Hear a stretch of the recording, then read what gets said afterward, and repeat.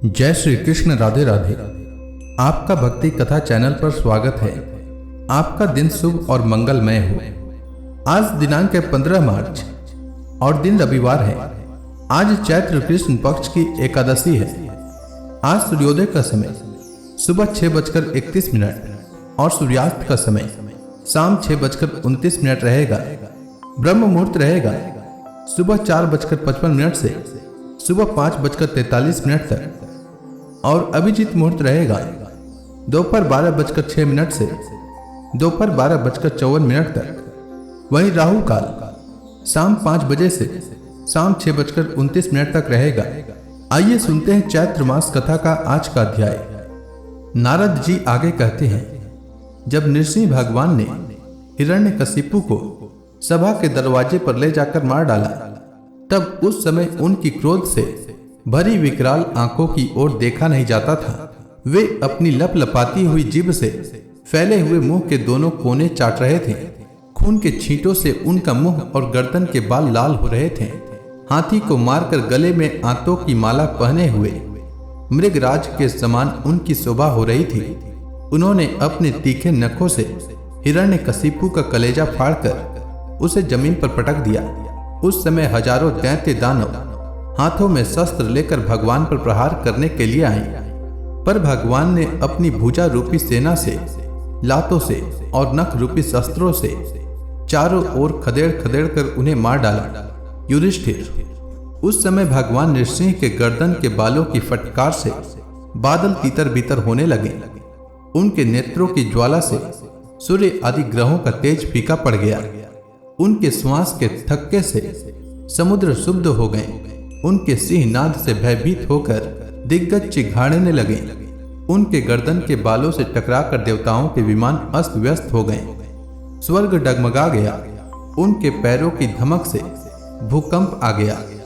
वेग से पर्वत उड़ने लगे और उनके तेज की चकाचौंध से आकाश तथा दिशाओं का दिखना बंद हो गया। इस समय नृसिंह भगवान का सामना करने वाला कोई दिखाई न पड़ता था। फिर भी उनका क्रोध अभी बढ़ता ही जा रहा था। वे हिरण्यकशिपु की राजसभा में ऊंचे सिंहासन पर जाकर विराज गए। उस समय उनके अत्यंत तेजपूर्ण और क्रोध भरे भयंकर चेहरे को देखकर किसी का भी साहस न हुआ कि उनके पास जाकर उनकी सेवा करे। युधिष्ठिर, जब स्वर्ग की देवियों को यह अशुभ समाचार मिला कि तीनों लोकों के सिर की पीड़ा का मूर्तिमान स्वरूप हिरण्यकशिपु युद्ध में भगवान के हाथों मार डाला गया, तब आनंद के उल्लास से उनके चेहरे खिल उठे। वे बार बार भगवान पर पुष्पों की वर्षा करने लगी। आकाश में विमानों से आए हुए भगवान के दर्शनार्थी देवताओं की भीड़ लग गई। देवताओं के ढोल और नगारे बजने लगे। गंधर्वराज गाने लगे। अप्सराएं नाचने लगी।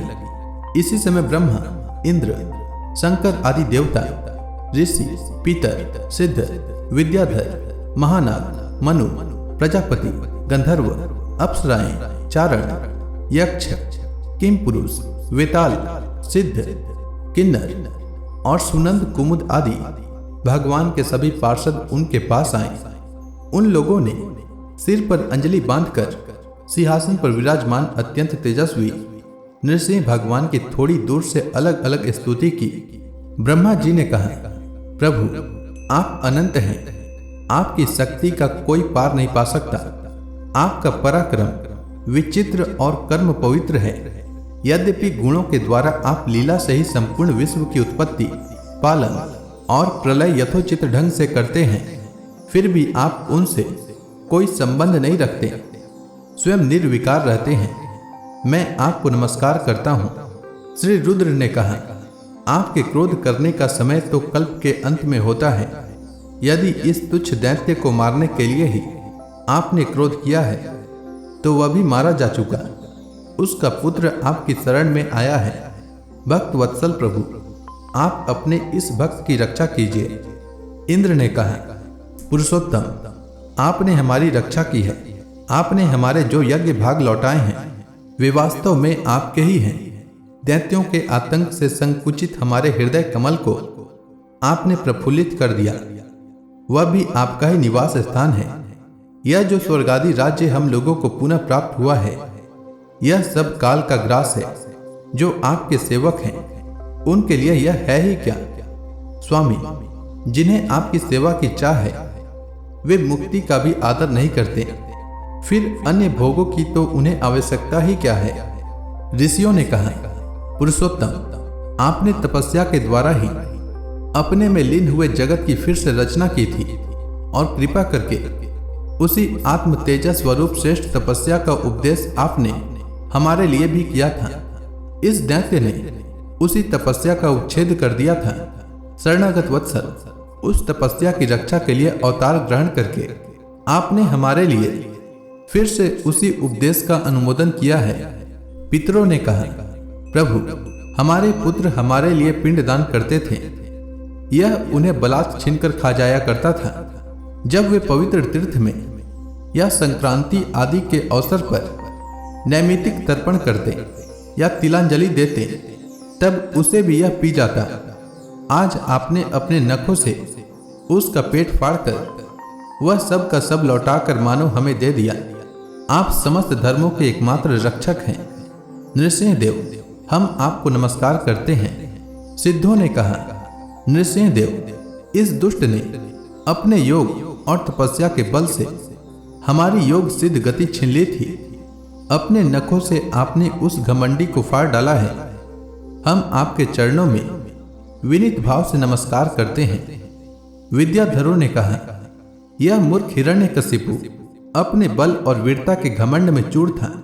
यहां तक कि हम लोगों ने विविध धारणाओं से जो विद्या प्राप्त की थी उसे इसने व्यर्थ कर दिया था।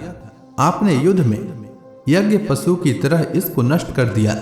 अपनी लीला से नृसिंह बने हुए आपको हम नित्य निरंतर प्रणाम करते हैं। नागों ने कहा, इस पापी ने हमारी मणियों और हमारी श्रेष्ठ और सुंदर स्त्रियों को भी छीन लिया था। आज उसकी छाती फाड़कर आपने हमारी पत्नियों को बड़ा आनंद दिया है। प्रभु, हम आपको नमस्कार करते हैं। मनुओं ने कहा, देवाधिदेव, हम आपके आज्ञाकारी मनु हैं। इस दैत्य ने हम लोगों की धर्म मर्यादा भंग कर दी थी। आपने उस दुष्ट को मारकर बड़ा उपकार किया है। प्रभु, हम आपके सेवक हैं।